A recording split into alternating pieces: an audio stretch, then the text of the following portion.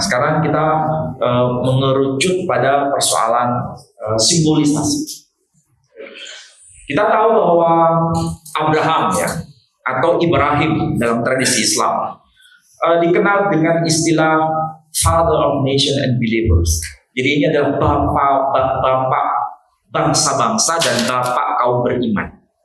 Nah, tentu saja di sini itu merujuk pada 3 agama besar yang kita tahu. Yang dalam tradisi kajian di pesantren biasanya disebut sebagai ahlul kitab. Yahudi, Kristen disebut sebagai ahlul kitab. Ini bahasa agama ya, bahasa agama. Kenapa bisa disebut ahlul kitab? Karena memang ada satu tokoh yang terekam di dalam kitab suci masing-masing. Dan dalam Islam juga. Saya ambil contoh, dalam Islam ada penyebutan nama Ibrahim. Dalam Torah juga ada penyebutan nama Ibrahim. Bahkan di dalam kitab perjanjian baru juga disebutkan nama Ibrahim. Jadi Ibrahim itu tokoh yang bisa dikatakan sebagai payung bersama di antara 3 agama besar. Meskipun nanti refleksi iman bisa berbeda, tetapi sandarannya pada tokoh yang satu itu tidak berubah. Tidak ada seorang pun Muslim yang tidak mengucapkan nama Ibrahim dalam sholatnya. Betul kan? Makanya disebutkan Allahumma salli ala Muhammad wa ali Muhammad kama sallaita ala Ibrahim ila akhirih. Sementara dalam tradisi Yahudi kalau berdoa juga sama. Kalau berdoa mereka bukan pakai bahasa Arab tapi pakai bahasa Ibrani. Shema Yisrael azana Elohim azana Echaz Elohe Abotenu Velohe Abraham Velohe Yitzhak Velohe Yaakov. Selalu begitu. Itu setiap hari. Berarti berapa kali nama Abraham, nama Ibrahim disebut? Lebih dari 5 kali kayaknya. Dan itu membuktikan ini pasti figurnya ini penting. Karena di darah setiap kali dan setiap momen itu diingat nama itu. Di tradisi Islam, tradisi Yahudi sangat akrab dengan sang tokoh ini. Nama sang tokoh. Oke, sekarang langsung ringkas saja. Nah, ini baru masuk ke teksnya. Apa betul bahwa tokoh kunci itu memang penting di antara 2 tradisi agama ini? Kita mulai dari tradisi Yahudi. Teks Ibrani itu kayak ini. Jadi kalau saudara-saudara belum pernah lihat tulisan Ibrani itu kayak apa, inilah bentuk konkretnya. Kalau cara tulisnya dari kanan ke kiri, sama. Kemudian cara bacanya mirip juga dengan bahasa Arab. Secara makna ada kedekatan. Meskipun ada beda, tapi tidak terlalu frontal perbedaan. Contoh, kalau menyebut aksara, kita menyebutnya alif, ba, ta. Ya. Mereka menyebutnya alef, bet, tet. Mirip tak? Mirip atau beda? Mirip. Kita menyebutnya jim. Mereka menyebutnya gimel. Kita menyebutnya lam. Mereka menyebutnya lamet. Kita menyebutnya ha. Mereka menyebutnya hei. Kita menyebutnya ha. Mereka menyebutnya khat. Jadi ada kedekatan, ada kemiripan secara abjad. Kita menyebut ya, mereka menyebut yod. Jadi kalau misalnya kita daras satu kata sin, mereka menyebutnya shin. Kita menyebutnya sod, mereka menyebutnya sameh. Mirip kan? Jadi memang itu fakta real. Secara makna juga dekat. Secara pelafalan, secara morfologis, fonetis dekat sekali. Nah, ini saya ambil contoh.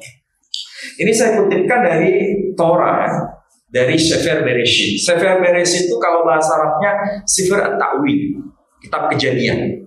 Dan di situ ada yang saya beri tanda kotak. Yang sana nggak bisa kelihatan ya? Enggak. Oh, yang sini ya. Seharusnya ada sana lagi. Nggak ada. Nah, di situ tertulis apa? Yang saya beri tanda kotak. Wa yikberu oto Yitzhak wa Ismail banaif el ma'arat hamakbela. Maksudnya itu kalau wa yikberu. Nah, ini ada satu istilah bahasa Arab sama dengan makbarah. Tahu makbarah? Nah, kuburan ya.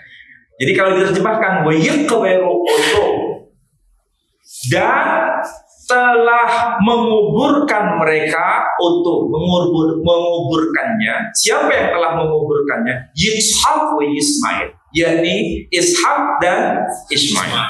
Jadi di sini tertulis Yitzhak wa Ismail. Ini huruf Yod, Shin, Mem, Ayin, Alef, Lamed. Bahasa Arabnya Ya, Sin, Mem, Ain, Alif, Lam. Jadi kalau dibaca Yishmael, kalau kita menyebutnya Ismail. Jadi dan telah menguburkan dia, yakni Ishak dan Ismail, banaif, kedua putranya. Maksudnya Ibrahim itu dikuburkan oleh kedua putranya, yakni Ishak dan Ismail el-Me'arat Hamakbela, di Gua Makbela. Nah, menariknya di sini. Ini kalau kita tidak membaca teks pembanding, mungkin kesulitan untuk membaca teks yang tak terungkap. Maksudnya, perhatikan di situ. Disebutkan nama dua tokoh, yakni Yitzhak wa Ismail. Ishak dulu, baru Ismail. Sementara kalau di dalam Al-Quran, kebalikannya. Yang tertulis adalah nama Ismail dulu, baru Ishak. Misal, kita ambil contoh, Alhamdulillahilladzi wahaba li 'alal kibari Ismail wa Ishaqa inna rabbi lasami'ud du'a. Intinya di situ disebutkan nama dua tokoh, yakni Ismail dan Ishak. Kenapa versi Yahudi menyebutnya Yitzhak wa Ismail, sementara versi Islam menyebutnya Ismail baru kemudian Ishak? Apakah ini yang disebut sebagai politik redaksional? Ini kalau kita berpikir out of the box ya. Jadi tidak hanya semata-mata sudah disebutkan nama dua tokoh. Iya, betul. Tapi kenapa urutannya berbeda? Apakah ini ada sesuatu yang ingin disampaikan? Pesan di balik pesan itu sendiri. Kalau mungkin menggunakan teori semiotik, ada penanda dan petanda, ada signify dan signifier. Jadi dua hal penting ini yang harus dipelajari.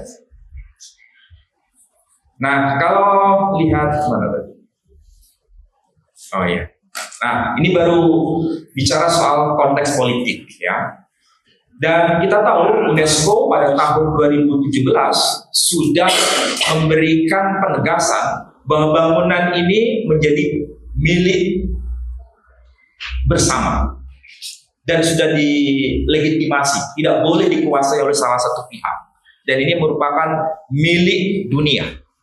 Makanya ini bangunan yang disebut sebagai Gua Mahpela yang saya sebut tadi. Dan ini dalam tradisi Islam disebut Al-Haram Al-Ibrahimi. Jadi inilah disebut sebagai Masjid Ibrahim yang kita kenal. Dan itu tidak bisa dikuasai salah satu pihak. Dan ini menjadi milik bersama. Dan tentu saja ini menjadi simbol bersama, baik itu yang Yahudi maupun yang Muslim. Menarik kalau saudara-saudara pernah ke sini. Karena ini bangunan itu ada dua tempat ibadah yang bersebelahan, dipisah oleh kuburan yang menjadi milik bersama. Jadi ibaratnya seperti bangunan ini, tapi ini masih ada penghalang karena tangan ini nggak bisa masuk ke sana. Kalau yang lokasi itu, tangan dari sini bisa masuk ke sana, tangan dari sana bisa masuk ke sini. Kalau ini kan nggak bisa, tertutup. Iya, kaca. Kalau di sana bukan pakai kaca, hanya terali saja, terali besi. Dan di tengah-tengahnya itu ada pemisah kuburan itu. Kuburan siapa? Ibrahim atau Abraham. Jadi menariknya setiap hari nama Ibrahim itu disebut. Yang versi Muslim membaca sholawat Ibrahimiyah. Yang versi Yahudi membaca doa Shema, menyebut nama Elohe Abateno, Elohe Abraham, Elohe Yitzhak, wahai Ya'qub. Nama Ibrahim dilafalkan dalam lafal yang berbeda, tapi tokoh yang dimaksud sama. Di tempat ibadah yang saling berdekatan dan bisa share keagamaan. Jadi pada momen tertentu Yahudi bisa memanfaatkan masjid itu untuk ibadah. Pada momen yang lain bisa dimanfaatkan untuk Muslim. Jadi satu tempat menjadi milik bersama. Kalau di sini bisa nggak itu ya? Kayaknya susah. Susah. Dan memang semua ada aturannya. Kalau di sana ada aturan tersendiri. Nah, ini yang lebih mengejutkan saya sebetulnya dan pasti mengejutkan kita semua. Kenapa? Kalau kita tahu yang namanya qiraah, ya, qiraah. Versi Ibrani menyebutnya Abraham. Sementara versi Islam, bahasa Arab itu menggunakan dua model qiraah. Boleh dibaca Ibrahim, boleh dibaca Ibrahim. Ya. Dan ini saya menggunakan Mushaf Utsmani bi riwayah Hisham. Riwayah Hisham. Kan ada riwayah Al-Laits, riwayah Ibnu Katsir, riwayah Syu'bah, riwayah Hafs. Yang kita baca itu rata-rata riwayah Hafs. Ya. Kalau teman-teman saya di Yeshiva Institute, kalau Ramadan kemarin, itu mencoba untuk berlatih. Hari ini baca qiraah Hafs, besok qiraah Warsh. Jadi dilatih untuk semakin memperkaya perspektif. Dan salah satu contohnya seperti ini.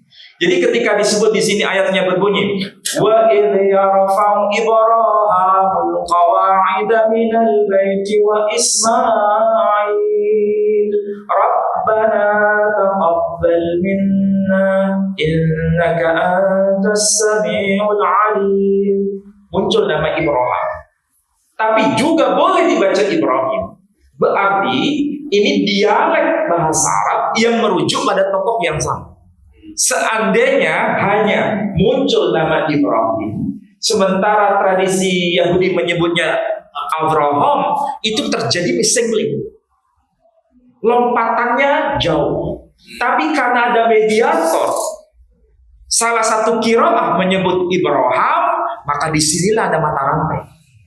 Dari Abraham bergeser menjadi Ibrahim, bergeser menjadi Ibrahim. Dan kita tahu Ibrahim itu bukan dari bahasa Arab, nama itu. Dan tokohnya pun secara historis bukan tokoh bangsa Arab. Makanya dia disebut apa itu? Arab Musta'ribah. Ya kan? Artinya bukan asli Arab, tapi yang diarabkan. Arab, kalau bahasa sekarang apa? Arab KW. Arab KW. Jadi bukan Arab asli. Dan itu memang fakta dari kebahasaan tidak terbukti. Apa istilah Ibrahim aslinya dalam bahasa Arab? Tidak ketemu. Tidak bisa dinalar secara linguistik. Kebahasaan tidak bisa. Jadi sekali lagi ini tokoh yang bisa menjadi payung bersama antara tradisi Yahudi dan Islam. Nah, sekarang kita masuk lebih rinci lagi. Naskah Laut Mati. Naskah Laut Mati itu menarik. Kenapa disebut penting untuk kajian-kajian kita? Karena dari sinilah kita mulai bisa mempertemukan tradisi-tradisi keagamaan yang melintas batas. Secara teologis, bahkan secara sastrawi, bahkan secara linguistik. Akan ketemu semua mata rantainya ini. Makanya yang ingin saya tekankan di sini mungkin agak asing. Apakah memang ada yang disebut ayat-ayat Israiliyah? Ya, kita nggak pernah mendengar itu. Yang ada adalah hadis-hadis Israiliyah. Kalau hadis-hadis Israiliyah rata-rata pemahamannya itu adalah perawi-perawinya dicurigai mantan dari kaum ahlul kitab. Intinya di situ. Sehingga tidak bisa dibenarkan untuk diterima. Tetapi yang menjadi persoalan adalah ketika kita membaca Al-Quran, banyak informasi yang terkait juga dengan ahlul kitab. Nah, apakah mungkin, masih dalam tanda kutip, bisa ditoleransi untuk menggunakan istilah ayat-ayat Israiliyah itu? Mungkin saudara pasti bingung maksud saya. Tapi nanti kita akan menemukan clue-nya. Ini menjadi catatan ya. Kenapa disebut ayat-ayat Israiliyah? Kalau disebut Quran, nggak ada seorang pun Muslim yang menolak pasti. Semua mengatakan pasti dalam Quran benar, ya, dari sisi doktrin keislaman. Tapi kalau sudah hadis, bicara soal hadis, ada yang menerima, ada yang menolak, ya kan? Dan itu pasti lebih santer, pasti lebih rumit lagi pengkajiannya, karena hadis. Jadi kalau hadis itu rankingnya ranking kedua. Jadi ada yang bisa diterima, ada yang bisa ditolak. Tapi kalau Quran tidak ada seorang pun yang menolak, siapapun mereka. Ya. Tetapi apakah betul dalam Quran itu ada ayat-ayat Israiliyah? Nah itu tanda tanya. Nah salah satunya apa? Begini, naskah laut mati itu sangat penting kalau dikaji dari sisi Quranic Studies. Karena memang ada mata rantai naskah-naskah laut mati. Dan lebih mudah untuk dihafal. Naskah laut mati itu ditemukan di kawasan Qumran. Makanya dikenal dengan istilah manuskrip Qumran. Sementara kita mengenal manuskrip Quran. Jadi selisihnya hanya satu huruf saja. Quran, Qumran. Apakah Quran ada hubungan dengan Qumran? Apakah manuskrip Quran ada hubungan dengan manuskrip Qumran? Itu sesuatu yang sangat luar biasa kalau diteliti. Dari sisi historis ini luar biasa. Di mana? Quran, manuskrip tertua dikaji oleh para ahli itu abad ke-7 Masehi. Sementara Qumran, manuskrip Qumran itu paling tua itu abad ke-3 sebelum Masehi. Berarti antara abad ke-3 sebelum Masehi dengan abad ke-7 Masehi itu selisih waktunya itu luar biasa, 1000 tahun. Selisih waktunya. Selisih waktu 1000 tahun itu bukan masa yang singkat, itu masa yang panjang. Tapi apakah memang ada korelasi? Dan kalau kita lihat dari Sirah Nabawiyah sendiri, tidak ada itu cerita sahabat-sahabat Nabi atau Nabi sendiri pernah baca teks Qumran. Nggak ada cerita. Walaupun itu cerita-cerita anekdot juga nggak pernah ada. Artinya tidak pernah ada sentuhan dengan manuskrip Qumran, tidak pernah. Dan memang manuskrip Qumran itu rata-rata ditulis dalam bahasa Ibrani dan dalam bahasa Aramaik. Nah, sekali lagi manuskrip Qumran itu pertama kali digali tahun 1947. 1 tahun sebelum kemerdekaan negara Israel sekarang. Jadi ini bicara teks dan konteks juga. Jadi sebelum peristiwa berdirinya negara Israel tahun 48, penemuan manuskrip Qumran sudah dimulai. Dan itu tentu saja ini tradisi keilmuan, tradisi keagamaan yang ada hubungannya dengan persoalan kebangsaan berdirinya negara Israel. Itu konteksnya. Apakah umat Islam punya kontribusi? Jawabannya iya. Tetapi kontribusinya tidak sedahsyat tradisi kajian-kajian manuskrip Qumran di akhir-akhir seperti sekarang. Awalnya hanya seorang Arab Badui yang menemukan manuskrip itu di gua-gua Qumran. Karena tidak bisa baca, akhirnya dijual sebagai barang antik.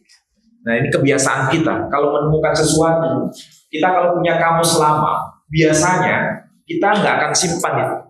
Biasanya apa? Dijual di pasar loak. Padahal kalau bicara soal keilmuan, seharusnya yang lama itu justru harus disimpan. Supaya itu menjadi dokumen. Kalau kita tidak, lebih baik terima yang baru daripada yang lama-lama itu. Nah, sekarang bagaimana kita bisa menarik benang merah sebagai contoh konkret? Tadi sudah saya sebutkan bahwa istilah Abraham atau Avraham dalam bahasa Ibrani itu ada relasi dengan istilah bahasa Arab yakni Ibrahim. Ada relasi juga dengan istilah Ibrahim dalam bahasa Arab itu sendiri dan terdokumentasi di dalam Al-Quran. Dan kalau kita kaji dari sisi linguistik historis, dan itu maksudnya adalah kajian filologis, kita akan bisa menemukan jejak teks itu sendiri. Baik teks yang hipogram atau teks yang mengalami transformasinya. Jadi ada teks hipogramnya dan ada teks transformasinya. Dan salah satu kasus yang ingin saya sampaikan adalah soal kisah Ibrahim di dalam teks Quran. Apakah itu fakta atau fiksi? Jadi fakta atau fiksi mengenai Ibrahim ini. Terutama yang saya maksud adalah soal Ibrahim yang dibakar di api Namrud itu. Ini jelas sesuatu yang ada kaitan dengan teks Qumran. Nah, apakah sekali lagi Quran dengan Qumran itu ada relasi dengan teks yang dimaksud dengan narasi kisah Ibrahim itu, dan rentang waktunya berapa tahun, berapa abad teks ini ada? 1000 tahun seperti yang saya katakan tadi. Nah, kita mulai dari sisi teks Quran sendiri. Di situ ada teks yang berbunyi qul ya naru kuni bardan wa salaman ala Ibrahim. Kami telah berfirman, kami telah berkata, wahai api, jadilah dingin dan jadilah keselamatan atas Ibrahim. Sekali lagi, dalam bahasa yang ekstrim, ini fakta atau fiksi? Kalau kita bicara Quran, tidak ada seorang pun yang mengatakan ini fiksi. Pasti mengatakan fakta. Tapi bagaimana kita bisa memvalidasi fakta itu kalau diklaim sebagai fakta? Kalau tanpa ada teks pembanding. Ya, sekali lagi, kalau Quran itu dianggap fakta, tapi kalau tidak diimbangi dengan teks validasinya, itu hanya klaim sepihak. Maka perlu ada pembuktian. Dan pembuktian ini yang harus kita cari. Dan itu dalam teks apa? Dan usianya berapa tahun? Apakah sezaman dengan Quran diturunkan? Atau justru lebih lama lagi sebelum ketika Quran diturunkan? Dan apakah teks itu masih dapat kita akses sampai tahun ini? Kita sekarang hidup pada abad 21. Antara Quran abad ke-7 dengan abad 21 itu jaraknya 1400 tahun. Sedangkan antara Quran dengan teks Qumran itu jaraknya 1000 tahun. Berarti 1000 tahun plus 1400 tahun sama dengan 2400 tahun. Apakah teks yang dimaksud itu sampai hari ini masih dapat kita baca? Kita dialogkan bersama dengan teman-teman yang lain sebagai sebuah manuskrip. Jawabannya kembali ke kita. Ada nggak manuskrip? Kalau saya ditanya begitu, saya jawab ada. Apakah itu sudah menjadi barang bukti bahwa ini teks membuktikan narasi ini bukan fiksi, tapi fakta? Mari kita bahas bersama. Ini kajian manuskrip Qumran dan sudah dibuat edisi akademiknya. Dan ini ditulis oleh para ahli, salah satunya adalah Florentina Garcia Martinez. Ya, saya kira saudara-saudara pernah baca buku ini barangkali, atau tulisan yang lain, tapi skupnya masih bicara mengenai manuskrip Laut Mati atau The Dead Sea Scrolls. Dan ini edisi akademik ya, edisi kampus memang sengaja dibuat. Dan sudah dibuat transliterasinya, sudah dibuat penerjemahannya juga, tapi huruf-huruf aslinya juga sudah ditulis ulang. Kalau tidak terbaca, ya ditulis tidak terbaca.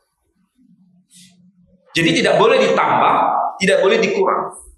Kalau hurufnya hilang karena dimakan usia, ya tetap dikatakan hilang. Jadi tidak berani untuk merekayasa, menambah satu huruf sekalipun, tidak boleh. Dan salah satunya adalah ini. Dan ini pada kolom yang kedua, ada teks. Saya konsentrasi pada teks yang paling akhir di sini. Di sini tertulis Avram el Eretz Kanaan. Jadi disebutkan Avram el Eretz Kanaan. Abraham pergi ke tanah Kanaan. Jadi ada informasi menyebutkan dari teks Qumran ini, Abraham pergi ke tanah Kanaan. Tapi sebelum Abraham pergi ke tanah Kanaan, itu ada peristiwa besar. Peristiwa apa itu? Disebutkan begini.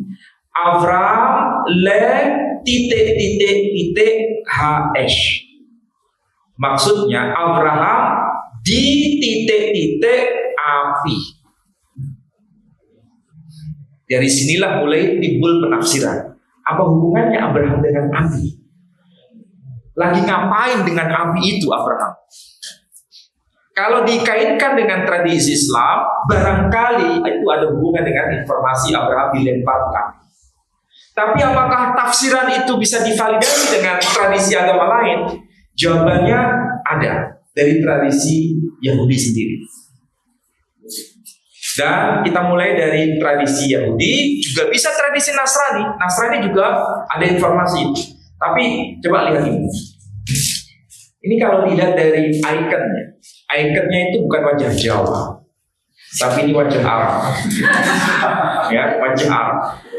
Dan tulisannya di situ tertulis Al-Baba Tuwadrus Asani. Yang tulisan agak tebal ya. Al-Baba Tuwadrus Asani. Ini pemimpin tertinggi gereja Ortodok Koptik di Mesir. Berarti ini bicara mengenai kekristenan purba. Agama Kristen madhab yang paling tua. Bukan Kristen Jawi Wetan, bukan Kristen HKBP, bukan Kristen Protestan, juga bukan Kristen Pasundan, bukan. Ini kan baru muncul abad 21, abad 20 ya kan. Tradisi dari Eropa. Ini tradisi yang paling purba sebelum Islam datang. Makanya kita mengenal salah satu istri Nabi itu ada yang bernama Maria Al-Qibtiyah. Ya, maksudnya Maria dari Koptik. Koptik itu bukan sekedar menandai wilayah, tapi menandai tradisi keagamaan. Koptik itu sekali lagi bukan sekedar menandai wilayah Mesir, tapi menandai wilayah tradisi keagamaan. Bukan salah geografis saja, tapi tradisi keagamaan. Yakni bicara mengenai kekristenan Koptik. Ini Ortodok Koptik. Jadi Ortodok Koptik itu sudah eksis sebelum Islam. Bukan zamannya Islam, tapi sebelum Islam sudah ada. Jadi tradisi yang paling tua, sejajar dengan tradisi Ortodok Yunani, Greek Ortodok, ada Syrian Ortodok, ada Koptik Ortodok, Armenian Ortodok, bukan Protestan ya, tapi ini gereja paling purba. Dan saya coba untuk membaca teks ini, dan kebetulan nih saya dapat dari Mesir. Al-Mawsu'ah Al-Kanisiyah di Tafsir Al-Ahdil Qadim Syarah Likulli Ayat. Jadi ini ensiklopedi gerejawi. Jadi ensiklopedi gerejawi mengenai tafsir kitab Perjanjian Lama ayat per ayat. Ini khususnya dari Sifr At-Takwin, kitab Perjanjian. Apa yang dijelaskan di sini? Ketika ada ungkapan Ur Al-Kasdaniyin, Ibrahim itu berasal dari kawasan Ur Kasdim. Dan itu diakui tradisi Kristen, mengakui tradisi Yahudi, mengakui. Dan tradisi Islam kalau kita baca Tarikh At-Tabari juga menyebutkan itu. Dari kawasan Ur Kasdim, Mesopotamia. Dan ada satu kawasan yang disebut kota Ur. Disebut kota Ur. Kenapa disebut Ur? Di sini ada penjelasan. Ur maknaha nur aullah wa hiya madinah sakanaha al-kasdaniyun. Maksudnya Ur itu artinya nur, cahaya, atau lahab. Apa itu? Api yang menyala-nyala. Disinilah tempat atau kediaman orang-orang Kaldea. Jadi nama itu ada sejarahnya. Kenapa nama kota itu disebut Ur? Sejarahnya soal ini. Dan itu ada kaitan dengan Abraham yang dibakar di api Namrud. Jadi secara tradisi Kristen purba mengakui hal ini. Islam otomatis karena basisnya Quran, ada peristiwa itu. Dan bagaimana tradisi Yahudi? Tradisi Yahudi yang disebut dengan kitab Perjanjian Lama, kalau kita lihat dari Sefer Bereshit atau kitab Kejadian, di sini ada teks yang saya lingkari, yang saya beri ke tanda kotak. Di sini tertulis, "Wayomer elat ani Adonai asher hotseticha." Jadi kalau diterjemahkan, Wayomer, dan dia berfirman, elat kepadanya, yakni kepada Abraham. Ani Adonai, orang Yahudi itu kalau ada tulisan Yod, He, Vav, He, ini kan Yod, He, Vav, He, 4 aksara suci, itu nggak berani dibaca karena dianggap sakral, suci. Saking sucinya diganti dengan istilah umum, yakni Adonai. Adhona itu kalau diterjemahkan Tuhan. Tuhan. Dan mereka juga menyebutkan dengan istilah Hashem. Hashem itu sang nama. Ini hampir mirip dengan tradisi Islam. Kalau ada alif, lam, ha, disapa dengan istilah Ismul A'zam. Ya. Nama yang agung. Jadi ada kemiripan tradisi sebetulnya.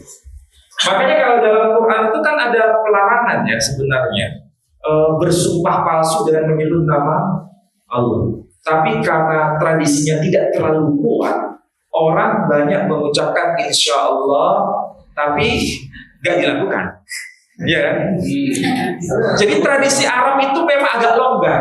Sering orang Arab sendiri sering kok insya Allah, tapi nggak pernah lakuin. Iya kan? Bahkan wallahi menyebut nama Allah, tapi tidak melakukan. Ini tradisinya agak longgar. Kalau tradisi Yahudi ketat sekali. Jangankan bersumpah, menyebut nama itu saja tidak berani. Mereka mengganti dengan Hashem atau Adonai. Padahal itu tulisannya Yod He Vav He. Tulisannya. Ini memang ada tradisi yang longgar, ada tradisi yang ketat. Kalau saya istilahkan tradisi yang itu sangat-sangat ketat. Jadi tidak boleh melafalkan itu. Tetapi dalam prakteknya itu ada kemiripan. Kalau Islam boleh nggak memakai pakaian, tapi di situ ada lafzul jalalah di tempat yang kotor, WC. Secara fikih tidak diperkenankan. Yahudi juga sama, nggak boleh masuk ke tempat kotor menyandang tulisan suci itu, nggak boleh. Maka diberi kode, kodenya itu pakai yod. Ada 2 huruf, tapi itu kalau dibaca Adonai. Dan menariknya itu muncul juga dalam versi bahasa Arab, tapi tulisannya Ibrani. Perhatikan di sini ada kotak yang paling atas, ya, kotak yang paling atas. Itu tulisannya Ibrani, tetapi kalau dibaca itu bukan bahasa Ibrani, itu bahasanya Arab. Jadi bahasa Arab itu salah satu bahasa yang dipakai dalam liturgi tradisi Yahudi. Salah satunya. Jadi unik memang dalam tradisi peradaban Islam ya. Maksud saya peradaban Islam itu. Penanda peradaban Islam itu menggunakan aksara Arab. Meskipun bahasanya bisa macam-macam. Contoh, di Indonesia ada aksara Pegon. Di Jawa, ya. Di Madura ada aksara Peku, hurufnya Arab, bahasanya Madura, hurufnya Arab, bahasanya Jawa. Di Malaysia, di Brunei, di Patani itu hurufnya Arab, bahasanya Melayu, bahasa Jawi. Di Pakistan hurufnya Arab, bahasanya Urdu, ya kan? Di Afghanistan aksaranya Arab, bahasanya Pashto. Kemudian di Maroko itu bahasanya Amazigh, aksaranya Arab. Jadi nampaknya peradaban Islam itu ditandai dengan aksara Arab, bahasanya bisa macam-macam. Yahudi juga begitu, mirip. Keyahudian itu ditandai dengan huruf Ibrani. Bahasanya bisa macam-macam. Jadi kalau di Iran, di Persia, hurufnya itu huruf Ibrani, bahasanya bahasa Parsi. Di Timur Tengah, hurufnya Ibrani, bahasanya Arab. Di Jerman, hurufnya Ibrani, bahasanya Jerman, yang disebut sebagai bahasa Yiddish. Jadi orang Jerman, kalau itu Yahudi, tulisnya pakai huruf Ibrani. Tapi kalau dibaca bahasa Jerman. Di Spanyol itu mereka menyebutnya bahasa Ladino. Aksaranya Ibrani, aksaranya Ibrani, bahasanya Spanyol. Di India, nah itu menarik. Bahasanya bahasa Hindustani, hurufnya Ibrani. Jadi nampaknya Ibrani itu penanda peradaban Yahudi. Arab penanda peradaban Islam. Saya punya kesimpulan itu. Oh iya, berarti ini penanda. Dan kita lihat di sini, tulisannya Ibrani, tapi bahasanya itu Arab. Nanti saya geser ke aksara Arab, pasti bisa melafalkan, ya. Ya. Di sini kalau dibaca ini huruf alef, nun, alef. Arabnya alif, nun, alif. Alef, lamet, lamet, he. Alif, lam, lam, ha. Alef, lamet, dalet, yod. Ya. Jadi ini kalau dibaca benar ini. Wa qala lahu anallah alladzi akhrajtuka min. Ya. Ini kalau Ibraninya wa yomer elaf ani azanai asyarhat siddiqa. Kalau bahasa Arabnya kan jelas artinya kan, dan telah berfirman, dan dia telah berfirman kepadanya, wa qala lahu, dan dia telah berfirman kepadanya, anallah, akulah Allah, alladzi akhrajtuka min, yang telah mengeluarkan engkau dari apa? Nah, di sini. Kalau Ibraninya meur kasdim, dari ur kasdim. Apa itu ur? Di sini disebutkan atun al-kasdaniyin. Alef, tet, vav, nun, sohid. Atun. Dalam bahasa Arab, atun, artinya apa? Tungku api. Jadi akulah Allah yang telah mengeluarkan engkau dari tungku api orang-orang Kasdim. Jadi tradisi, narasi kisah Abraham atau Ibrahim itu sebetulnya terdokumentasi dari 3 agama besar. Islam ada, Quran, Yahudi di sini tertulis Targum Rav Saadia Gaon, dan ada juga Targum Yonatan bin Uziel bahasa Arab. Nanti saya berikan contoh. Dan ada juga tradisi Kristiani, tapi Kristen purba ya, bukan Kristen era modern ya, Kristen purba. Ada kesamaan tradisi. Apakah ini ada link dengan manuskrip Qumran? Nah, disitulah nanti kita akan coba cermati. Yang jelas begini, kalau bicara mengenai kisah Abraham yang dibakar di api Namrud, itu kalau dicari dalam kitab Perjanjian Lama itu tidak ada. Kan kitab Perjanjian Lama itu salah satu bagian dari Bible. Tahu istilah Bible? Bible itu kitab suci, saudara kita kaum Kristiani. Bible. Ada Perjanjian Lama, ada Perjanjian Baru.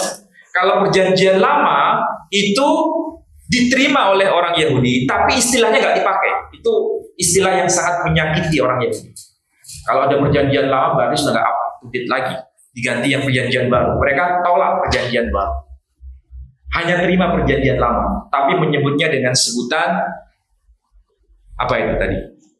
Torah, Nevi'im, Ketubim, atau yang disebut apa? Tanah. Jadi mereka hanya menyebutnya tanah.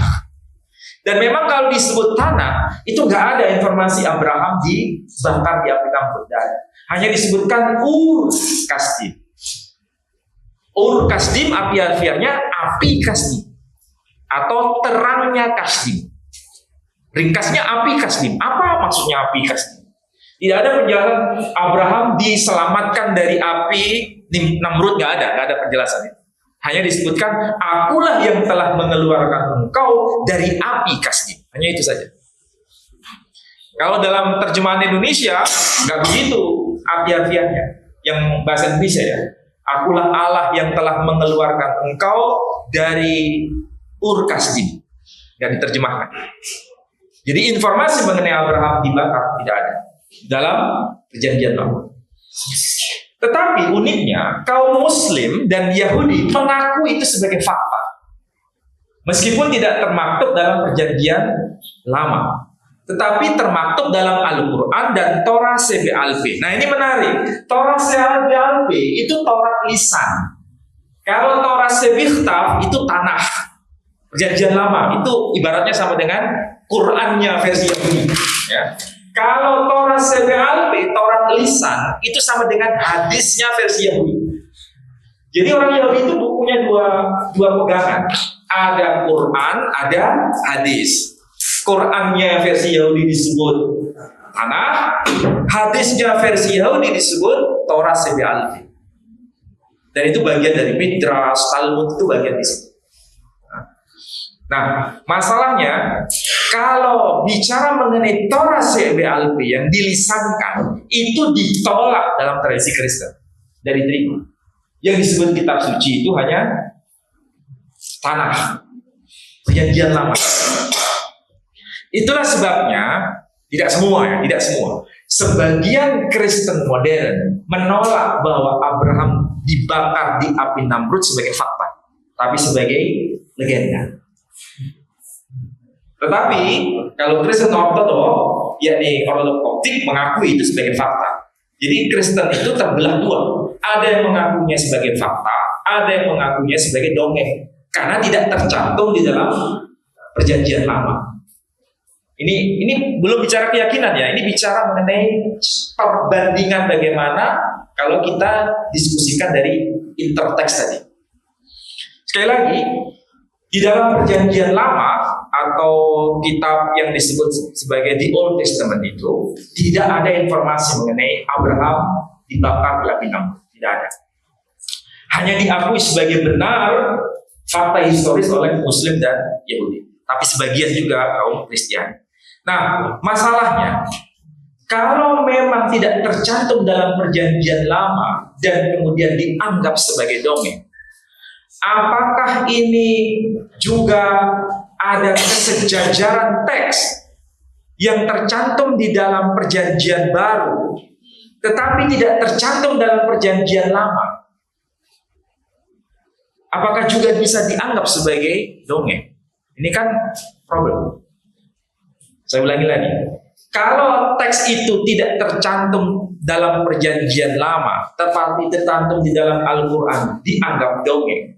Lalu bagaimana bila teks itu tercantum dalam Perjanjian Baru, tidak tercantum dalam Perjanjian Lama? Apakah dianggap dongeng atau dianggap sebagai fakta? Ini kan harus berimbang, ya. Nah, sekarang kita lihat, ternyata kalau bicara mengenai Abraham itu dimasukkan ke dalam api Namrud, itu tercatat dalam dokumen Gereja Ortodoks Koptik, Gereja Purba. Itu pertama. Yang kedua, Flavius Josephus itu seorang sejarawan Yunani yang hidup pada abad pertama, mengisahkan mengenai Abraham selamat dari api Namrud itu dalam bukunya. Ini buku sejarawan ya. Ini hampir sejajar dengan tulisan At-Tabari dalam tarikhnya. Itu kan dianggap sebagai kitab sejarah, bukan kitab tafsir, tapi sejarah. Kita bisa baca dalam bukunya yang berjudul The Jewish Antiquities. Dan ada informasi mengenai hal yang sama. Dan yang ketiga, menarik ini. Kalau bicara mengenai teks Quran yang ada kesejajaran dengan teks Qumran, itu terkait dengan Ibrahim dibakar di api Namrud tadi. Itu kan teks Qumran. Ada kesejajaran dengan teks Quran. Nah, sementara ada informasi juga dalam teks Perjanjian Baru, malaikat Mikail itu berebut dengan iblis mengenai mayatnya Musa. Itu kalau dalam Perjanjian Lama tidak ada informasi. Yang ada hanyalah Musa dikuburkan, selesai. Tapi nggak ada informasi iblis berebut dengan malaikat Mikail mengenai mayatnya Musa. Tidak ada Perjanjian Lama mengisahkan itu. Tetapi informasi itu ada di dalam teks Qumran. Dan yang ada dalam teks Qumran itu tertulis juga dalam salah satu bagian dari kitab Perjanjian Baru. Jadi dalam kitab Yudas, pasal yang pertama ayat yang ke-9. Nah, masalahnya begini. Kalau teks Quran ada kesamaan dengan teks Qumran dianggap dongeng. Sementara ada teks Perjanjian Baru ada kesamaan dengan teks Qumran dianggap fakta. Ini kira-kira cara berpikir yang adil atau tidak? Ini kan harus dihadapkan pada fakta dokumen. Jadi nampaknya ini ada selected judgment, dan itu tidak boleh kita bernalar selected judgment kayak gitu. Jadi kalau ada kesamaan dengan teks Qumran, ya mau tidak mau harus dibicarakan bersama. Mana ini yang fakta, mana ini yang fiksi, harus berlaku sama standarnya, gitu kan? Nah, ini kita mulai dari sisi historis, konteks historisnya.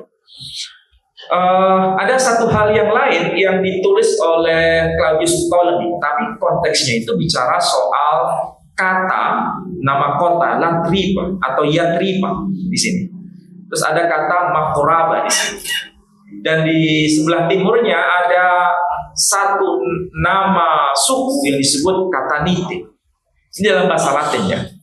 Dan ini sangat penting. Ini peta kuno, peta purba yang ditulis oleh Ptolemy. Kalau kita menyebutnya Ptolemeus itu peta yang sangat purba.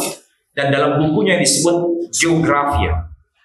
Menariknya di situ ada penyebutan nama kota penting, yakni Latripa atau Yatripa dan Makoraba. Dan yang biasanya menjadi pertanyaan besar itu apakah memang Makoraba itu sama dengan klaim umat Islam yang disebut Makkah itu? Ya kan?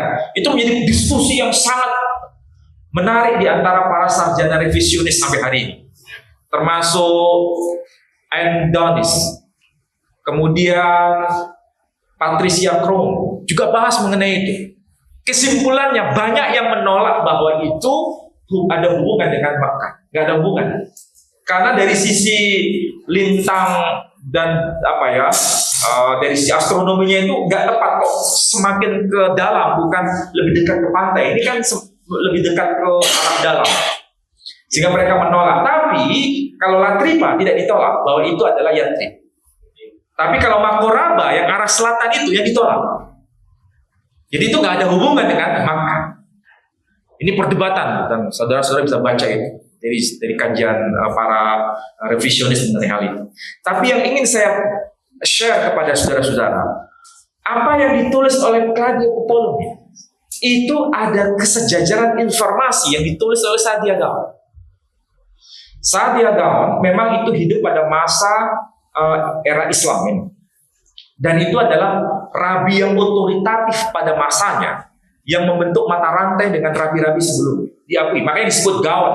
Gaon itu bukan nama orang, Gaon itu jabatan tertinggi dalam tradisi kerabian. Nama aslinya adalah Saadia ditambah dengan Gaon. Berarti kalau sudah gelarnya Gaon, itu ulama top, paling top sendiri. Ya, Saadia asli nama aslinya. Dan menariknya di situ, kata nite dalam bahasa Latin itu adalah bentuk latinisasi dari istilah Arab kahtan. Kata nite kahtan. Dan itu memang berada di sebelah timur kota Latripa dan kota Makoraba tadi ya. Sebelah timur dari kota Latripa dan kota Makoraba. Sebagaimana yang tercantum di dalam bukunya Ptolemeus. Dan Saadia Gaon menyebutkan hampir ada kemiripan, karena kalau di teksnya Saadia Gaon ini tertulis di sini.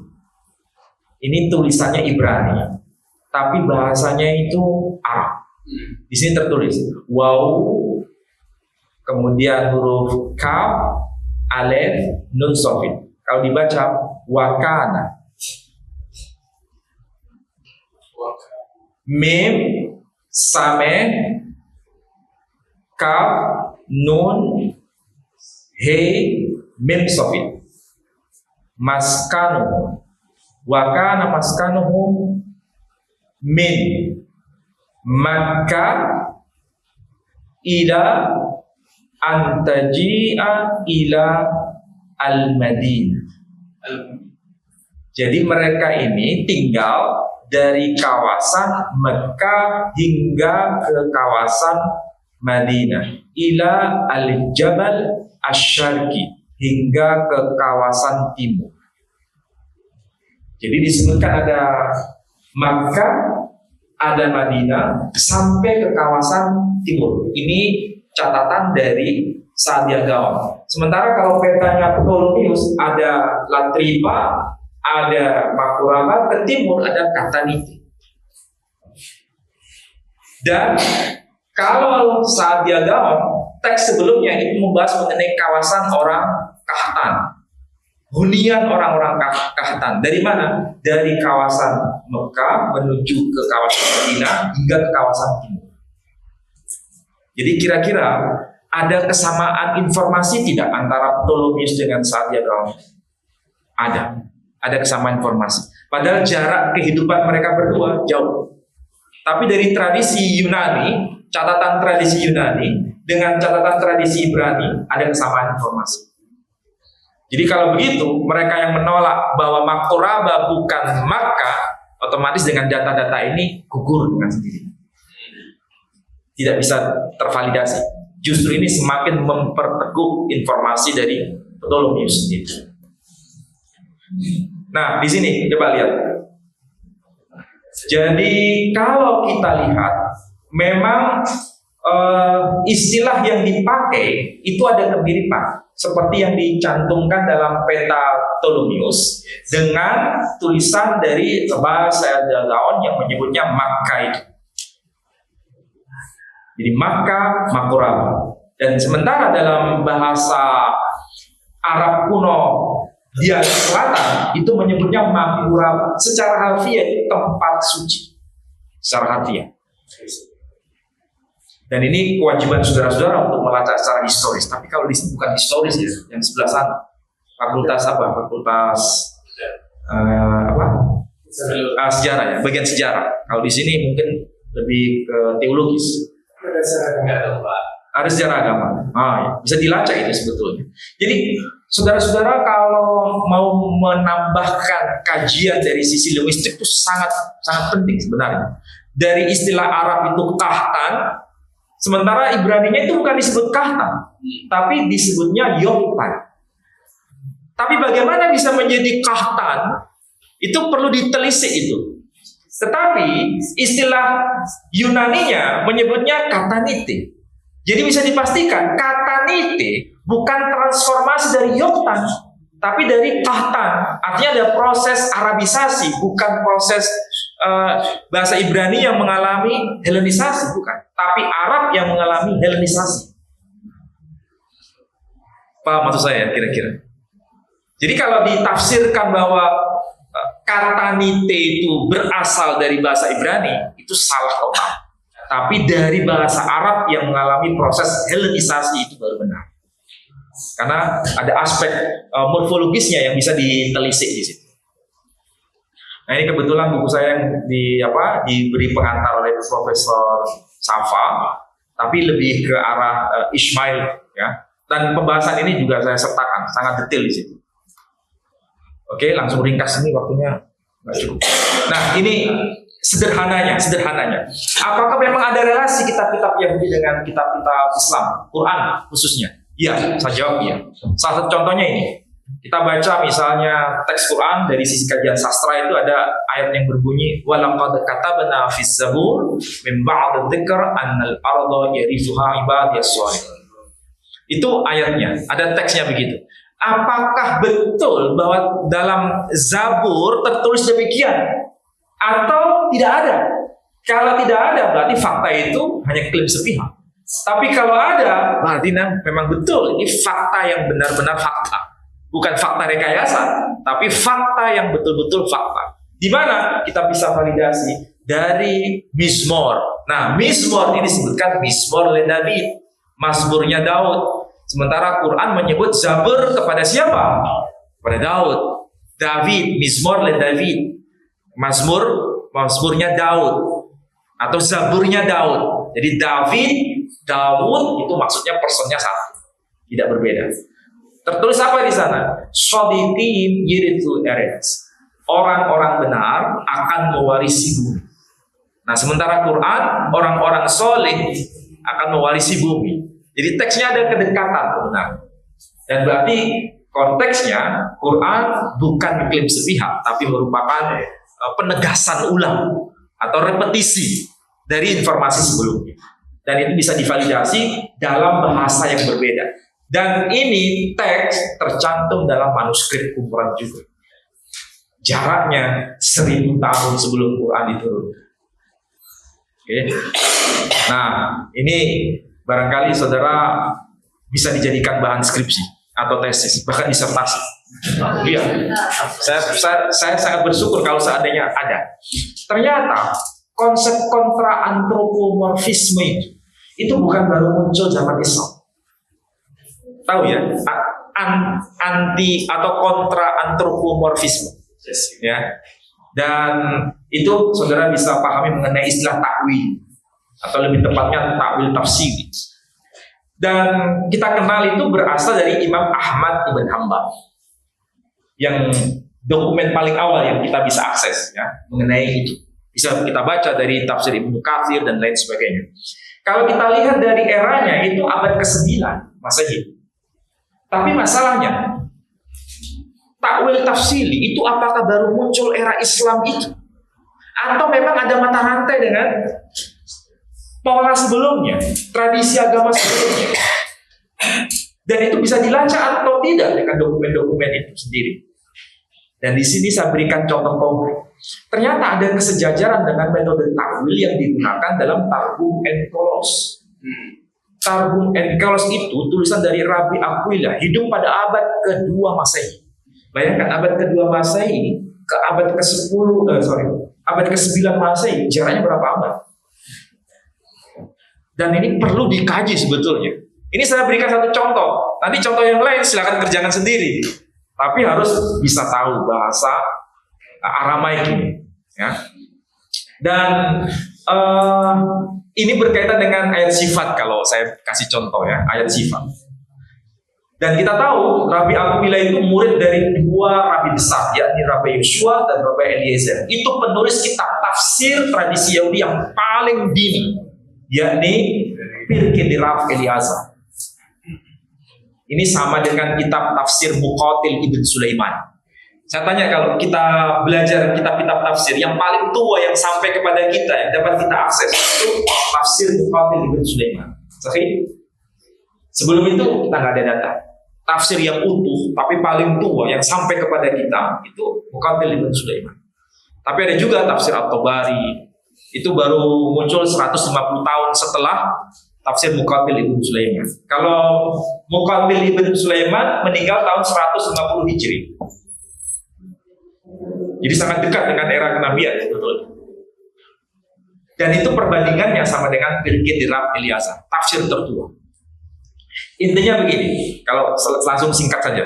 Di sini disebutkan kalau terjemahannya itu, dan Allah menyertai anak itu. Maksudnya menyertai Ismail. Allah menyertai anak itu. Disebutkan di sini kalau Ibraninya, Weyehi Elohim et Hana, Allah bersama atau menyertai anak itu. Pertanyaannya, bagaimana cara Allah menyertai anak itu? Apakah Allah menyertai anak itu dengan secara fisik, secara fisikal, atau tidak? Nah, di sini dijelaskan dalam Targum and Kolos. Disebutkan apa? Bahwa mimra adonai besade berapnya. Jadi ini untuk mengalihkan ke makna atau konsep takwil dalam tradisi ya. Tradisi Islam Asy'ariyah juga begitu kan? Ya, tidak dipahami secara harfiah. Tuhan menyertai secara fisik. Tangan Tuhan, mata Tuhan, kaki Tuhan. Itu dalam tradisi Yahudi juga dibahas ya. Tetapi tidak dimaknai secara fisik. Nah, pertanyaannya, apakah tradisi takwil Islam itu sebenarnya copy paste dari tradisi Yahudi? Itu menarik sebetulnya untuk kajian. Atau tidak? Dan saya kira ini tradisi yang sangat tua. Jadi saya tidak bisa memilah-milah ya bagaimana tradisi takwil versi Islam, tradisi takwil versi Yahudi, keunikannya seperti apa, itu perlu kajian lebih dalam. Tapi banyak kesamaan dalam persoalan tradisi takwil. Dan ini sudah eksis sejak abad kedua, paling lambat abad kedua Masehi. Dan Islam waktu itu belum muncul. Nabi sendiri saja lahir tahun 571 Masehi. Menerima wahyu pertama usia 40 tahun. Kalau menurut tarikh ya, menurut tarikh. Masih dipertanyakan juga apakah betul usia 40 tahun. Ini perdebatan antara kesarjanaan revisionis dengan kesarjanaan tradisionalis itu seakan-akan antara air dan minyak, nggak bisa ketemu. Tapi saya mencoba untuk mempertemukan itu. Kalau kesarjanaan tradisionalis itu kuat dalam dokumen keislamannya, tetapi kadang-kadang kurang begitu berani untuk menggunakan pisau yang tajam karena takut dosa. Kalau tradisi revisionis kebanyakan nih sumber sekunder, bukan primer. Penguasaan bahasa aslinya lemah. Itu yang saya kritik. Seandainya menggunakan sumber primer bukan dari sumber sekunder, itu bisa dipertemukan. Makanya visi saya adalah mempertemukan dua kubu, sehingga jaraknya itu bukan semakin melebar, tapi semakin menyempit. Jadi yang beriman tetap beriman, tetapi bisa mempertanggungjawabkan secara ilmiah. Itu visi saya. Sekali lagi, berkaitan dengan masalah takdir tadi, apakah itu karena pengaruh Yahudi atau tidak? Nah, itu kan perlu kajian. Kalau misalnya pengaruh Yahudi, apakah bisa divalidasi para pencetus takwil tadi itu menguasai bahasa Ibrani? Apakah mereka akrab dengan tradisi Yahudi atau tidak? Nah, itu kan perlu justifikasi. Nah, ini nanti PR untuk Kaprodinya Pak Hamzah untuk membimbing mahasiswanya supaya lebih berani mengeksplorasi ya. Oke, saya kira demikian yang bisa saya sampaikan sebagai stimulus. Mudah-mudahan ada pertanyaan yang bisa saya bawa pulang dan saya bisa eksplorasi lebih dalam.